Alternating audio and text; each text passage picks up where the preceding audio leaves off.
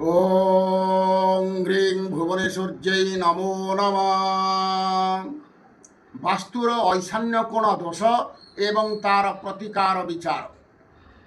উত্তর পূর্ব কোণକୁ ঐশান্য কোণ କୁହାଯାଏ। ଏହି ଐଶାନ୍ୟ କୋଣରେ ଯଦି ବଡ଼ ହଲ୍ ଘର ରହିଥାଏ ତାହେଲେ ଗୃହକର୍ତ୍ତାଙ୍କର ମଙ୍ଗଳ ହୁଏ ଏବଂ ଶୁଭପ୍ରଦ ଲକ୍ଷ୍ମୀ ସ୍ଥିର ରହନ୍ତି।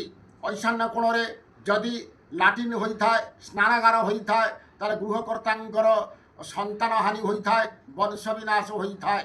ଐଶାନ୍ୟ କୋଣରେ ନଳକୂଅ ନ ହୋଇ ବିପରୀତ ଦିଗରେ ହୋଇଥିଲେ ମଧ୍ୟ ସନ୍ତାନ ହାନି ହୁଏ। ଯଦି ଥାନ୍ତି ସେମାନେ ମୂର୍ଖ ପାଗଳ ହୋଇଯାଆନ୍ତି। ଏବଂ ଐଶାନ୍ୟ କୋଣରେ ଯଦି ଉଚ୍ଚ ଥାଏ, ଖାଲି ସ୍ଥାନ ଥାଏ, ଘରର ମଙ୍ଗଳ ହୁଏ। ଐଶାନ୍ୟ କୋଣକୁ ପରିଷ୍କାର ରଖିବ ଏବଂ ଐଶାନ୍ୟ କୋଣରେ ଅଳିଆ ଗଦା ଭଙ୍ଗା କାନ୍ଥ ରହିଲେ ଘରର ଅମଙ୍ଗଳ ହୁଏ, ସନ୍ତାନମାନେ ପାଠ ଭଲ ପଢ଼ନ୍ତି ନାହିଁ। ଏଇଭଳି ଅବସ୍ଥାରେ ଐଶାନ୍ୟ କୋଣର ରୁଦ୍ର ହେଉଛନ୍ତି ଦେବତା, ବୃହସ୍ପତି ଅଧିପତି ଗ୍ରହ ରହନ୍ତି। ଏଇଭଳି ପରିସ୍ଥିତିରେ ଯଦି ଦୋଷ ଥାଏ ତାହେଲେ ଶିବଙ୍କର ପୂଜା ସବୁଦିନ କରିବେ ଏବଂ ରୁଦ୍ର ତୋରଣ ସ୍ଥାପନ କରନ୍ତୁ।